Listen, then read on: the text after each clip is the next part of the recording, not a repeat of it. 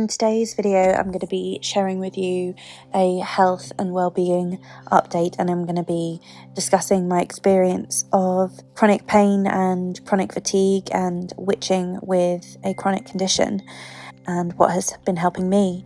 And just for context, I want to let you know as well before the video begins that I did film this nearly 2 months ago. Hi everyone, welcome back to my channel. Thank you for coming back, or thank you for coming for the first time. I hope that you're doing well today, and really great to see you. If you are new here, I'm Emily, and thank you for coming back if you've seen me before. And today is a different kind of video, I guess. Set up in a different way, my energy is different. That's obviously gonna come across. I'm not really sure how to start, so I think I should just explain. I want to sit down today and film some introductions for some videos that I want to make, and some that I have already filmed parts of. But it's not a simple thing, because recently I think my life has kind of really taken a turn. Like, a lot of things have been going on in my life, and I am not very well. I'm not feeling very well in myself, in my body. A lot of things are happening, and so I knew for myself that I wouldn't necessarily have the energy to be able to film a lot, to be able to put makeup on and get dressed, and I like to feel put together in my videos at least, and like I've, you know, made an effort, and I like to wear makeup and such, and you know, that's just part of who I am. It's part of who I've always been. So I thought, okay, I can sit down and film a few introductions, but it just feels forced. It feels like I'm sitting here and I'm like, it just feels forced. So I figured that the best thing to do was just come clean about that, like straight away. And I don't even know what order the videos are going to go up or anything. So yeah, it's all just, I'm kind of a bit lost. So some of you will know that I have been experiencing symptoms of chronic fatigue and chronic pain for the last few years, really, and sort of increasingly getting worse and worse. And I've experienced other symptoms as well that aren't so pleasant. So I've been having a number of tests and like just going to appointments with my GP and with dietitian and different health clinics and such. And I had an appointment with the chronic pain clinic recently, and I was diagnosed with fibromyalgia, which is really hard to explain, and I'm definitely not going to do it justice. But essentially it's where you experience a lot of chronic fatigue and chronic pain symptoms, and it's like your body's just overly sensitive. So like, even like, I keep leaning forward because just leaning back here, this probably isn't the best place for me to sit, but I'm sitting here because I'm filming. In fact, let me get I'm gonna get my meditation cushion. And now I'm really high up. My meditation cushion is too big. Bear with. Okay. I feel like my bones and my muscles are like atrophying all the time, and I felt like that for a few years, really. I don't know when I first started to feel it, to be honest, because I used to get, even before 2020 and before like COVID hit, I would have these bouts like every couple of months where I would be like exhausted and I'd be in pain. My whole body would be in pain. I'd have to like go to bed at like 6 o'clock in the evening, and that happened, you know, for a few years. And then COVID happened, and I think like that whole period of like having to homeschool my daughter and life, and obviously not knowing about my daughter being on the spectrum then, and that being extremely difficult, and then just a number of other mental health challenges that have come along since then, and also that, you know, since I had my kids and stuff that are sort of ongoing, that I manage, like my OCD, intrusive thoughts, and then just managing like the fallout of what happened in 2020 and 2021 globally, collectively. And then I guess things just got worse for my health. My mental health and my physical health just were getting worse, you know, and I was doing everything that I could to support my mental health, and I've documented quite a lot of that on here. I had like a few instances of issues with health, like I had this terrible throat infection and had to be hospitalized, and I had an accident where I hit my head and I was hospitalized at the end of 2022, and I ended up catching COVID then. It was actually 2 years until I actually got COVID. But you know, there are some people who suffer with long COVID who get things like chronic pain. So it's just really difficult for me to understand like what is the cause of this. But I do think that the trauma to my head, I was really lucky I didn't lose an eye and break certain parts of my face, certain bones in my face. When I was in the hospital, several of the consultants said that I was really lucky that I didn't like break parts of my face. But it took, I think, still like 9 months after that accident, I still had swelling to some of the cartilage in my face and in my head. But yeah, I recovered from that, but it was obviously significant trauma, and then I got COVID after that as well. And so there's the element of like, could part of this be exacerbated by long COVID? I don't know. But I mean, I do know that I've had pretty severe chronic pain symptoms and chronic fatigue symptoms for the last 2 years, because I would say that I mean, I mark it by when I moved house. So we moved house 2021, September 2021, and then we were in this house. Time has just flown so much. So then when my accident happened and everything, that was the following year. But I do remember having to be in bed before the accident. So I think I had the chronic pain before, but I think it maybe was exacerbated by it. But I would, like every week, I would be in bed, having to lie in bed. Like I would have to work from bed. And I'm a physical person, I like to keep fit and stuff, so I would do my best to walk in the day, like first thing, or I would try and do some dance, cardio, which I've talked about, and try and do some strength training, even if I didn't feel strong enough to like lift weights, which is really difficult to be able to do. I know, like, you're recommended to do it when you have chronic pain, when you have fibromyalgia, you're recommended to lift weights. It's really difficult to do it though, to manage that, to know what your body, you have to really listen to your body to understand. But so if I didn't feel strong enough, I'd just do body weight resistance and things. So I know that I'm nearly 40, so I'm getting to that point where my muscle tone is going to be just like diminishing, and I want to make sure that I'm as healthy as I possibly can be. And the irony is that like, I feel like my entire body is crumbling at the same time. So before the doctors were sort of talking to me about chronic pain and the chronic fatigue, before I had a GP's assistance with this, like a year and a half ago or so, my husband was like telling me, you shouldn't be exercising, you shouldn't be doing this, but you actually are often advised to exercise, but you just have to be really careful with like how much and obviously what you're able to do, because obviously some people who are suffering with chronic pain and chronic fatigue might have other injuries or other disabilities or other conditions that limit them even further. And so obviously I am not like an expert, I'm just talking about my own, I should put that at the start really. So disclaimer, I am no expert, I'm not a medical expert, I'm not a mental health professional, I am simply talking from my own perspective about my health journey. I am just talking about my own experience here, but I recognise, what I'm trying to say is that I recognise that, you know, for me, I maybe had more ability than other people who have this condition might have. A lot of it is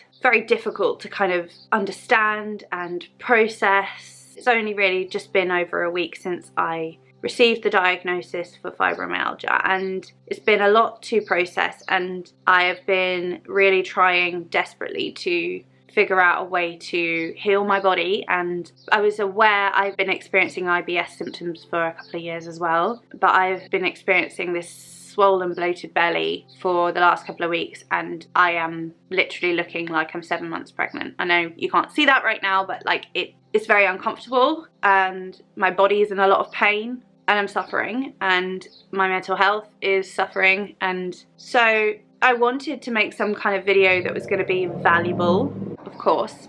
So I guess the value of me sitting here now is only going to be in the fact that I'm here, I guess. I don't think I explained this well enough, but what I mean is not that my presence is that important and that there's going to be a lot from it, but it's just that there are takeaways in terms of what I've experienced and what I've found works, what helps and what doesn't.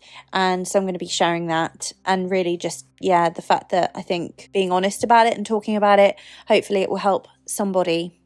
I'm hoping that after I've said these things that I'm going to be able to film the introductions to the other videos that are going to be more fun and more witchy. But until I guess I get this out, it's not going to be, because I have to just be authentic, I have to be real, and I have to be honest about my experience, because that's kind of what the channel is. Like, I do talk about witchcraft and the occult and spiritual topics from an educational perspective, but I also talk a lot about my own experience, my own personal gnosis and such. And so it just wouldn't be authentic if I wasn't sitting here and telling you. So in terms of the value and the things that I've learned throughout this whole process, and recently what I've been leaning into to support me, I think I'll probably end up making a video that's more about that in the future, that could be more valuable. But so far what I can explain is around the capacity that I do have as a human to wake up every morning with this almost insanely annoying sense of hope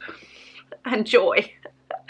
And I've actually been like, what? Like, what? Like, Emily, what? Like, so I might be in agony crying myself to sleep, and then the next morning I'll wake up and I will hear the birds and there'll be the sun, and I'll just feel so grateful to be waking up and for the new day. And that makes me really, wow. Okay, so something that I was doing in my spiritual practice was working. You know, I'm not saying it stays like that, because then half an hour later my children might be screaming and then I'll be crying again. So like I'm definitely at a very stressful point in my life. So, you know, things are not perfect and rosy. It's really not. But definitely taking the gold every single moment I can, like every single like a moment of gold, I'm cherishing it. So every single smile from the children, every single thing that makes me laugh, or you know, a flower. I have been literally burying my face in roses. I've been visiting so many National Trust properties. I joined the National Trust so that I could just be there as much as possible and just bury my face in a rose, because that for me was the ultimate in sensory relief and pleasure. And getting outside, walking when I can, being with the trees, feeling my bare feet on the earth, and doing the practices that I feel strong enough to do, so the grounding and centering energetically, the meditation. And for that, of course, I've talked about Aura. I really, really love that app. It's really great when you are in this place and you don't have a lot of strength, you don't have a lot of spoons. I'm going to talk more about spoons, but you don't have a lot of spoons, like to have a guided meditation, something that's going to wake you up, something that's going to set you up in a good way so that you don't end up spiraling or panicking or you know, feeling desperate, is really supportive. Having a meditation that's there for breath work, so that if you find yourself having a panic attack or such, which I have had heart palpitations in the past. Before I had kids, I had heart palpitations and I had panic attacks, and I have recently had some panic attacks as well. So I'm not saying that my practice is perfect either, so because like I'm obviously suffering and I'm experiencing that, but I can give you hands-on experience of what is working and what definitely doesn't work. And what definitely doesn't work is wallowing in the pain, in the grief, the sadness, the confusion, or feeling like I'm separate somehow. Like when I start to think, why is this happening to me? Or when I start to think along those lines, I know that that's not helpful for me. And I do have faith, and I do believe in the divine. I do. I believe in different aspects of the divine. I have faith, I have absolute faith, and I know the spirits that I talk to. I know Jesus, I know Mother Mary, I know Lilith, I know them. I know the Morrigan. And the Morrigan isn't really around me that much at the moment. I almost think that the Morrigan was preparing me, and now Lilith is kind of like overseeing, but it's like I'm literally needing to build myself up at the moment. And so I've had to lean a lot into prayers to Mother Mary and to Jesus. And I also recently read a commentary on the Gospel of Mary Magdalene, which has been so profound and beautiful for me. I've read the Gospel before, of course it's fairly short, but to have this commentary that goes in a scholarly way through every single part of it, so much magic and gold came out of that for me. So much was relevant to what's happening today, what's happening in Gaza, what's happening in Sudan, what's happening in the world, and humanity, and how we are the sickness, and how we are hurting ourselves as a humanity, as a collective. And then I think living those teachings has been really, really supportive for me. One of my friends, Bronia Kay, who has another channel called The Celestial Gateway, which I will link below. Bronia is a priestess of Mary Magdalene, and so listening to Bronia talk about some of these things as well has been really supportive. She's an amazing friend, and really, really felt supported by some of her videos and also talking to her and listening to her understanding of Mary Magdalene, I do feel these other deities kind of coming in and out, and right now I am definitely leaning into the love and the comfort of Mother Mary, and also listening very much to the teachings of Yeshua via the Gospel of Mary Magdalene, and it's been really, really supportive for me. I do want to make more videos that are more like structured so that I can talk more about this. I wanted to make a really beautiful video, and I wanted to talk more about some of these spiritual lessons that I've been leaning into that have been really supportive for me. But I needed to make this first, I think, because it needs to be honest and it needs to be authentic. Yeah, and I'm also not here trying to get sympathy either. I just want to be honest. I just want to be authentic. And I will say I've received some really unpleasant, horrible comments recently, and it's not been easy to process those whilst also going through what I'm going through. So I will just say, if you're one of these people that is hate watching and then decides to write something that's kind of unpleasant or that kind of makes a really negative judgment about who I am as a person when you don't even know me, I would just ask you to just take a second and think about what you're doing, because you have no idea what someone else is going through. I'm going to tell you right now that this is a really difficult time for me, and so if you want to come in here and write unpleasant things to me, I will just block you. I just don't have the time for it. And I made a decision a long time ago. I've kept making the decision that the channel is not important at all if I'm not going to be honest and authentic, and I'm not going to be me, and I'm not going to talk about the things that are important for me to talk about. And if you're just hate watching, or if you want to troll, I don't care if you're following me or not, but if you're gonna make those comments, I will just remove you, because I don't have the spoons. I don't have them. And that's another thing I want to talk about, is witching with spoons and what works and what helps. You know, I've talked a lot about when I've been ill before, or when I've had bouts of the chronic fatigue, etc., and witching from your bed and candle gazing and things like that. And I have had some spells going that I push my energy into when I have the energy, and I set them up, set the spells, and then I light the candles every night and I just pray the same prayer, and I have the intention, but I can lie there and look at them. And that's been a really, really powerful way to work around some of these issues. I would say the power of prayer for change and for faith, for that optimism, you know, that, I mean, why am I waking up every day feeling grateful? That is because of my connection to the divine. That is because I know there is divine in me, that I am part of the divine, that I am a microcosm of the divine, and I embrace that fully, and I embrace the divinity of me, understanding, of course, at the same time that I am flawed and I make so many mistakes, and I'm taking ownership for those as a witch. That's so important for me as well, and to be learning from those mistakes all the time. So key, and I will continue to do that. It's a very personal video, very vulnerable video. I think I can really only talk about how powerful it's been for me to be able to meditate, you know, and rest and have a gratitude practice, prayer, and the connection to the divine spirits that I am connected to. And I'm grateful for that as well. I'm grateful for every single little moment. So that was very raw and it was difficult to film. I hope that it landed, and I hope that it was in some way supportive for others. If there was any themes that are resonating for you, I would love to hear your thoughts in the comments if you have any, and I am gonna do my best to get back to as many as I possibly can. I'm struggling with keeping up with anything that's not my kids or work at the moment, as you can probably tell considering the topic of this conversation, but I'll do my best because it's important. Yeah, I just want to say thank you so much for watching and for listening, and for all of the support that so many of you have already sent my way. I know that there are so many wonderful people who watch and who are following, and so for you I'm so grateful, and I'm so very grateful for all the likes, shares, comments and subscribes. So please do that if you haven't already.